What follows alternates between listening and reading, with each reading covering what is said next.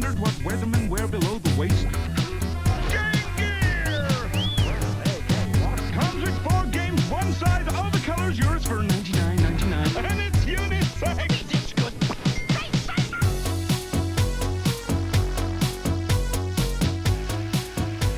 Hello and welcome to Replay Retro, where today we're going to take a look at a handheld that almost achieved the impossible by dethroning the mighty Game Boy. I'm Matt, and of course I'm talking about the Sega Game Gear. Way back in 1989, the video game market was a very different place, and market leader Nintendo's biggest rival Sega were feeling pretty good about themselves. The Mega Drive was already proving to be a big success, ushering in the 16-bit era and leaving Nintendo's 8-bit console in its tracks. Spurred on by this shift in the balance of power, Sega started to work on an ambitious secret project codenamed Mercury. The aim of this project was to take the existing Master System console hardware and shrink it down into a handheld system which could go head-to-head with the Game Boy for control of the portable gaming market. This idea meant that the games library for the system would be impressive right from the get-go, as games could simply be ported across from the Master System to supplement those designed as exclusives for this new handheld console. In the end, what Sega actually achieved was very impressive. They had managed to up the colour palette from that of the Master System without losing very much in terms of screen resolution. And by late 1990, the Game Gear was born. Less than a year later, its worldwide release was complete. Over here, it originally retailed at around £140, before eventually being dropped to $99.99 and boxed in with the puzzle game Columns. The Game Gear was significantly more expensive than Nintendo's handheld, however the performance difference spoke for itself, and if it didn't, then the series of adverts openly ridiculing and abusing the Game Boy certainly did. This marketing made it clear that the Game Boy was rubbish and had had its day, even going as far as saying that anyone choosing the Nintendo over the Sega must have a very low IQ. It's important to remember that the Game Gear was not the first colour portable, and indeed the Atari Lynx and Lynx 2 were on the market at this time. However, the Game Gear was much smaller than the Lynx, and was also much more comfortable to hold, as well as being notably cheaper. As a result of this, it quickly squeezed Atari into third place, and then out of the market altogether. Just like the Lynx, the Game Gear featured a backlight, so that gamers could play in low light, unlike Game Boy owners who would always need an external light source.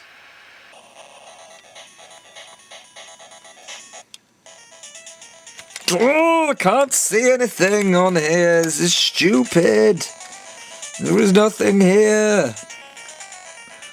Stupid. Ugh.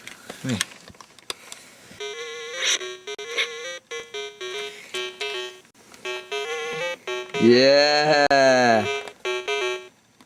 Game Gear for the win.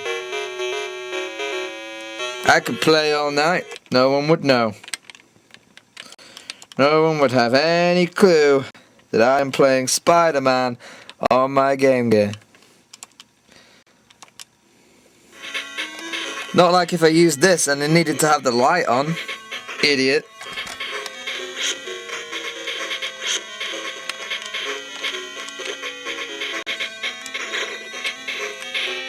There you go, you see.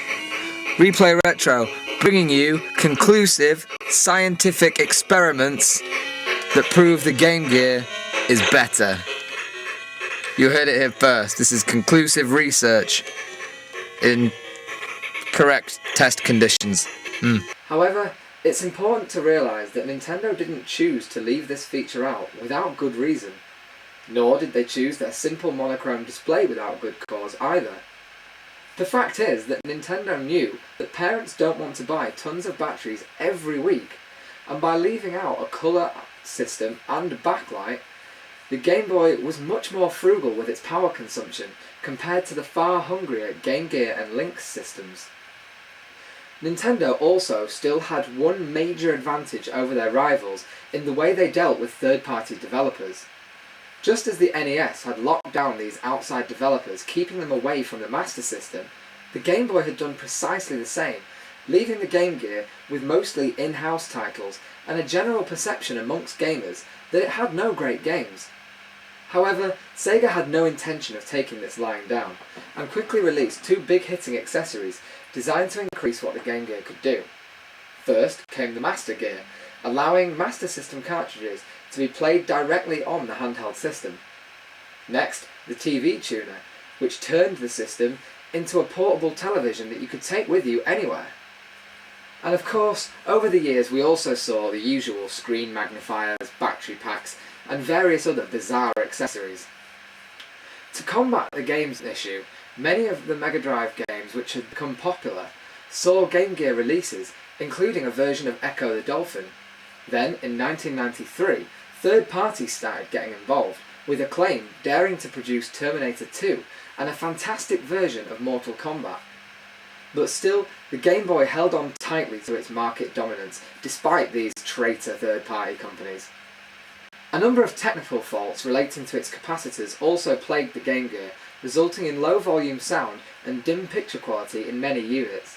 But the fact remains that even with all these things stacked against it, the system made a dent in a market which, until that point, had always belonged to Nintendo. Where previous attempts from the likes of NEC, Atari, and several others had failed, Sega had made an impact. The Game Boy was looking weak, and with the vultures starting to circle, it was now time for gamers to move on. So let's take a look at the almost alpha dog of handhelds and see just what it was that made this system so special. Okay, so here we are with the Sega Game Gear. You can gauge the size of it by my hands. I'd say I've got quite average sized hands, so it's not as big as the Lynx that we looked at a while ago, but it is of course bigger than the Game Boy. You can see then on the front face, the first thing you'll notice is of course the screen. Just next to that you have this little LED for power, which comes on red to tell you the system is on. You then also have your D-pad here. It's quite a nice feeling D-pad actually. It's probably the best handheld D-pad that I've felt, although it does have a little bit too much rock on it. But there are no games on the Game Gear that is really going to be heavily affected by that rock, so that's fine. Just under that you have the system speaker. Way over to the other side you have the start button and your two action buttons. Not much really on the bottom apart from what could be some little lanyard hoops maybe there. Nothing on the sides. Apart from on the top of this side here you've got the brightness dial for adjusting obviously the brightness of the system. A lot of times people think they have a broken console when what they actually have is the brightness turned all the way one way or the other. Sounds stupid, but a lot of people do seem to think that that's the reason their console isn't working. And in actual fact, fiddle around with that dial and you might find that your screen comes back to life. Top tip. On the top there you have the power switch. DC jack, so you can run this thing off the mains. I believe just using the standard Master System adapter. I think that's what I've been using it with, although you can also buy a Game Gear power adapter. Don't take my word for the Master System thing and then blow your console up. You also then have the cartridge slot, just here for popping your cartridges, obviously. This input socket here is the communication port for the cable which allows several Game Gears to play together, so you can have multiplayer gaming. Just next to that you have the headphone jack, and just next to that is the volume dial. On the back of your Game Gear you'll find the usual serial number sticker and all that kind of stuff. These two little indents here are apparently for some kind of stand which helped hold the system like that. Don't know really why you'd want that, and I've never had it, and it was only the other day that I even realised that exists. I just thought they were two nice holes. On the top here you'll see this damaged screw hole. That's where the Sega security screw lives, and anyone who has ever fixed a Game Gear before will tell you that that screw is a nightmare to get out, and that's why I haven't put mine back in, and it's also why the socket is damaged. Down here are your two battery bays, where you'll put 6 AA batteries which within 6 hours will meet their death. And I always put the doors back on the wrong way around. There we go. Generally it's a nice comfortable system to hold. I mean, you can see there that my hands are going around that without any difficulty, and I don't have the biggest hands in the world. And I can reach the D-pad and all the buttons nice and comfortably. I can also reach the volume slider while I'm playing, and even the power button, God knows why I'd need to, and the brightness dial. So realistically, everything I need to do while I'm playing this system, I can do comfortably. I'm not having to reach across and do anything. It's perfectly fine. And because obviously the buttons are on the sides rather than underneath, as on the Game Boy, just by holding it, I'm automatically lining it up with my eyes. Rather than positioning it specifically, it just happens to line up with my eyes brilliantly. Playing obviously off the symmetry of the human body, unlike Nintendo. So yeah, that's the Game Gear itself, and this is what the games looked like when you bought them. This is of course Star Wars, with a nice big sticker on there, ruining what looks like it could have been some quite cool artwork. These are cardboard boxes. I think these are the only kind of games Sega released in just cardboard boxes. Master System, Mega Drive, Saturn, they were all in plastic, and the Dreamcast were in those god-awful plastic cases, so it's an interesting little fact there. Well, it's not interesting, but it's a fact. Inside that you find this stuff. The game manual, of course, which is very thick for this game. Jeez. Is that a warranty card? No. Some kind of guff. This is an epilepsy warning. Yes, epilepsy warning. I have epilepsy. Not going to read that. A little cardboard tray there for holding the game. And then within this Game Boy-esque plastic case, if you push that there, flip that out, you will find the actual game cartridge itself, which you simply pop into the back of your Game Gear like that, switch on, and as long as you haven't messed with the brightness control like I clearly have, you will eventually find Star Wars. Yeah! With that in mind, let's take a look at some of the games now. Okay, so here we are with Star Wars. Apologies if you can't see it brilliantly. Obviously I'm filming a handheld with a camera while trying to play it, which is difficult anyway, and trying to minimise reflection. So, here we go. You get the usual long time ago in a galaxy far, far away story, and this cool little scene here.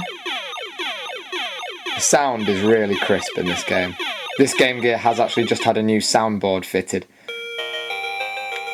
So there you go, you can see that here we are Princess Leia with a blaster in a platforming stage.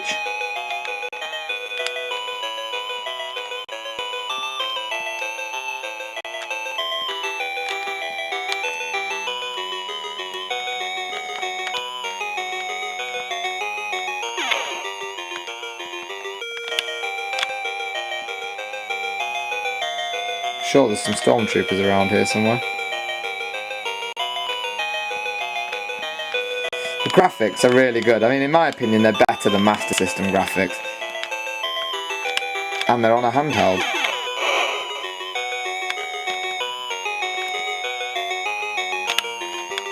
So, you know, what's not to love? Eek, sorry about that. It's so hard to play through a camera's viewfinder.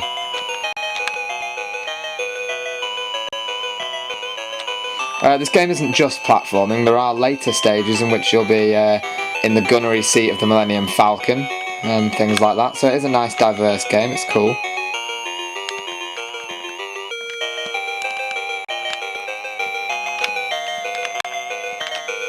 Get on there, you silly... Oh, I'm gonna go mental. Okay, I'm not going that way anymore, I'm gonna go up here, because that's probably the right way. Yeah, that's how you're supposed to... I can blame the fact that I'm doing this through a camera all I want, but it doesn't change the fact that I am in fact crap at this game. So I thought it would be quite cool if we could see what driving looks like on here. So what better way to do that than with Outrun?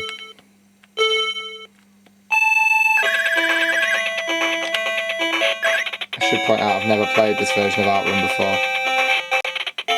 I used to play Outrun a lot in the arcades, but that was about it. Oh shit. My D-pad appears to be acting up a little bit. Again, the sound on this game is really good. There's no issues with the graphics. It's all very solid, very smooth. There's no real clunkiness as those trees and stuff move by. Well, no more than you'd expect anyway. Oops. One thing I always loved about Outrun were the crashes.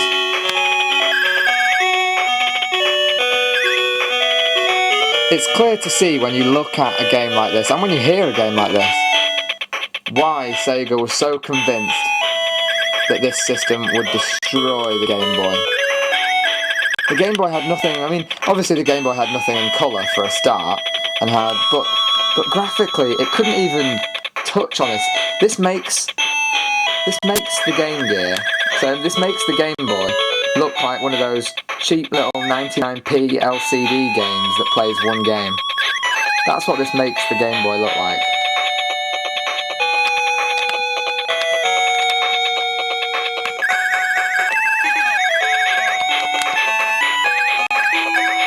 I should point out, in case anyone was wondering, this is set to easy, which is why I'm not facing too much competition.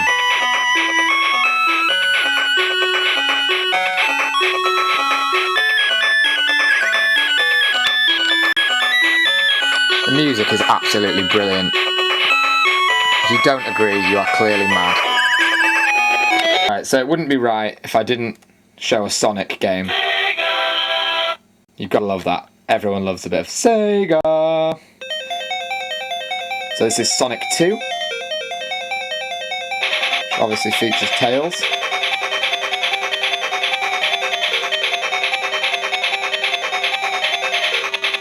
Lower the brightness a bit there, that might help. Okay. Again, another cool soundtrack. And look at that title screen. That is better than anything the Game Boy could achieve. Brilliant.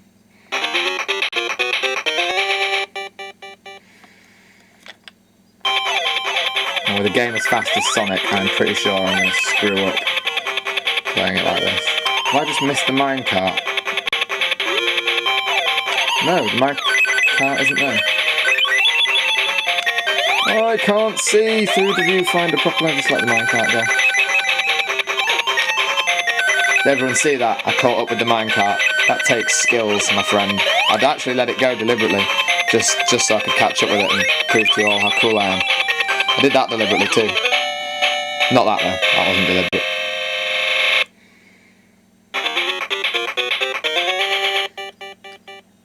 See, when you think about it, the bulk of people who had a portable system at this point were playing monochrome Mario, all the while aware that their home console could do so much better.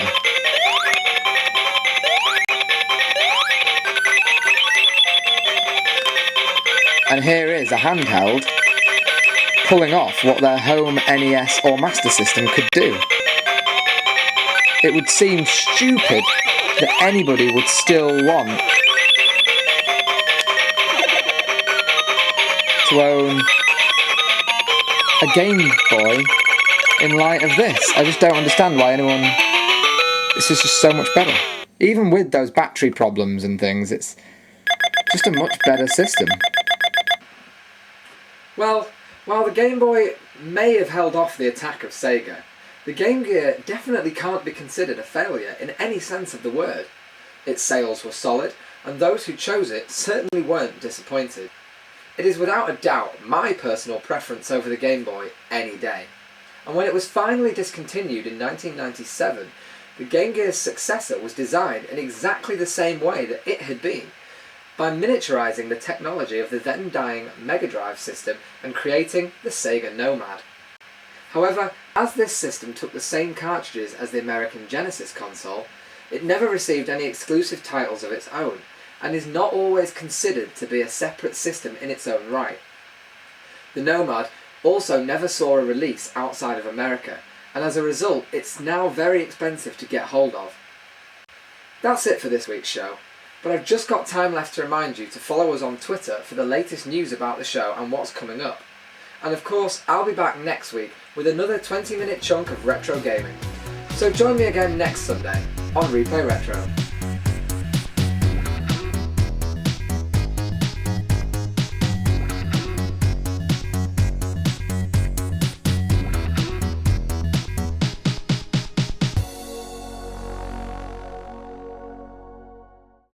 take a look at a handheld that almost achieved the impossible by dethroning the mighty Game Boy.